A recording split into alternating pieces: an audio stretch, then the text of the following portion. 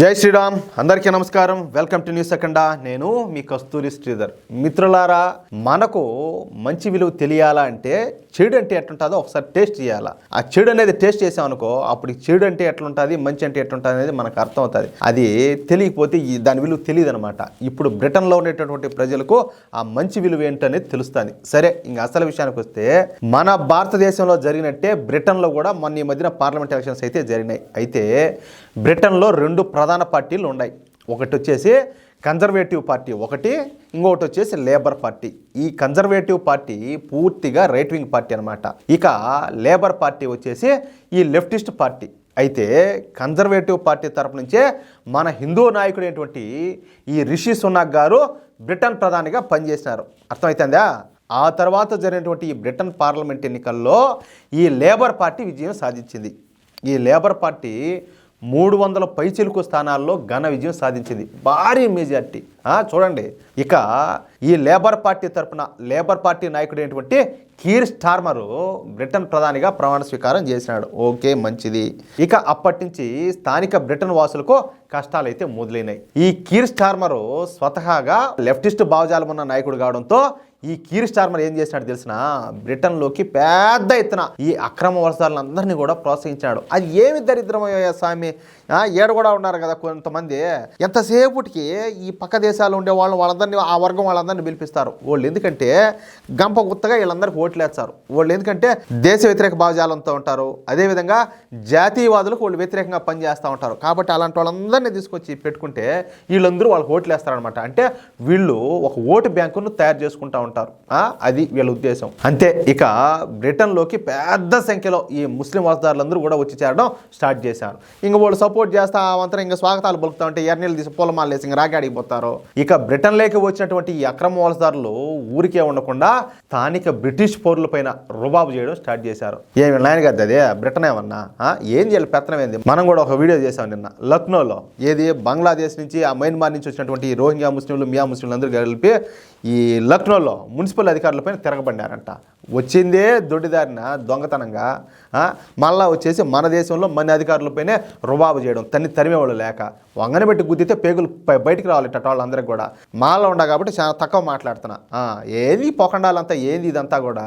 అంతేకాకుండా వీళ్ళు ఏం చేసినారు తెలిసిన, బ్రిటన్లో దోపిడీలు చేయడం, దొంగతనాలు చేయడమే కాకుండా స్థానిక తెల్లజాతి మహిళలను చిత్తకార్తె కుక్కల కంటే ఇంకా దారుణంగా అత్యాచారాలు చేయడం స్టార్ట్ చేశారు. చిన్న పిల్లలని కూడా చూడాల. దాన్ని బట్టి మీరు అర్థం చేసుకోండి. ఇక ఇన్ని జరుగుతూ ఉన్నప్పటికీ కూడా ఈ లేబర్ పార్టీ ప్రధాని అయినటువంటి ఈ కీర్ స్టార్మరు ఏం చేయకుండా సైలెంట్గా ఉండిపోయినాడు. పైగా స్థానిక తెల్ల జాతి వాళ్ళకి కాకుండా ఈ అక్రమ వలసదారులకే సపోర్ట్ని ఇవ్వడం స్టార్ట్ చేశాడు. ఇంక ఈడేటోడో మీరు ఒకసారి ఆలోచించండి, ఎంత నీచుడో. దీంతో బ్రిటన్లోని ఈ స్థానిక తెల్ల జాతి వాళ్ళలో తీవ్రమైనటువంటి ఆగ్రహావేశాలు పెళ్ళుబికినాయి. ఎలాగైనా సరే ఈ కీర్ స్టార్మర్ పీడ వదిలించుకోవాలని చెప్పేసి అందరూ కూడా చూస్తారంట. ఇప్పుడు ఎప్పుడు అవకాశం దొరికితే అప్పుడు ఈ కీర్ స్టార్మర్ను ప్రధాని పదవి నుంచి దించేయాలని చెప్పేసి ఎదురు చూస్తున్నారంట. ప్రస్తుతం బ్రిటన్లో ఓక్ సంస్థ వాళ్ళు చేపట్టినటువంటి సర్వేలో ఈ కీర్ స్టార్మర్ ప్రభుత్వం అత్యంత వ్యతిరేకతను అయితే మూటగట్టుకున్నట్టు తెలుస్తుంది.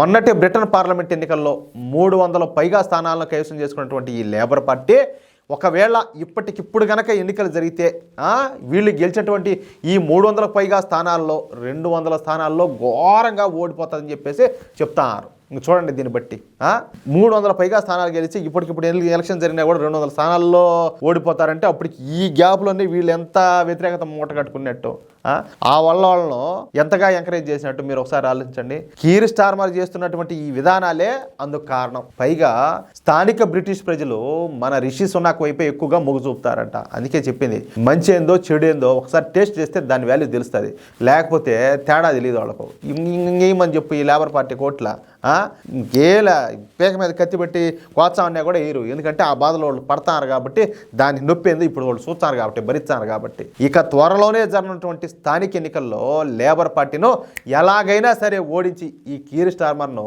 గద్దెదించాలని చెప్పేసి అక్కడ స్థానికంగా ఉండేటటువంటి తెల్లజాతి పౌరులు పట్టుదలగా ఉన్నారంట. అదే గనక జరిగితే మళ్ళీ మన రిషి సునాక్ గారు మరొకసారి బ్రిటన్ ప్రధాని పదవిని అయితే అధిష్ఠించనున్నారు. ఇప్పటికే ఈ రిషి సునాక్ తన పదునైన మాటలతో కీర్ స్టార్మర్ను ఇరుకన పెడతాడు. పైగా అతను అవలంబిస్తున్నటువంటి ఈ ఆర్థిక విధానాలు కావచ్చు, సంస్కరణలు కావచ్చు, విదేశాంగ విధానం పూర్తిగా బ్రిటన్ను నాశనం చేసేటట్టు ఉన్నదంట. పైగా ఈ అక్రమ వలసలను ప్రోత్సహించడం అతి పెద్ద తలనొప్పిగా మారిపోయింది. దీంతో సగటు బ్రిటిష్ పౌరులందరూ కూడా మళ్ళీ తమ దేశ ప్రధానిగా ఈ రిషి సునాక్ గారే కావాలని చెప్పేసి కోరుకుంటున్నారంట.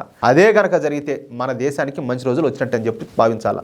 ఎందుకంటే బ్రిటన్ ప్రస్తుత ప్రధాని ఈ కీర్ స్టార్మర్ ఖలిస్తాన్ తీవ్రవాదులకు పరోక్షంగా మద్దతునిస్తున్నాడు. అంటే దానికి అర్థం ఏంది? భారతదేశానికి కూడా వ్యతిరేకంగా పనిచేసేట్టే కదా.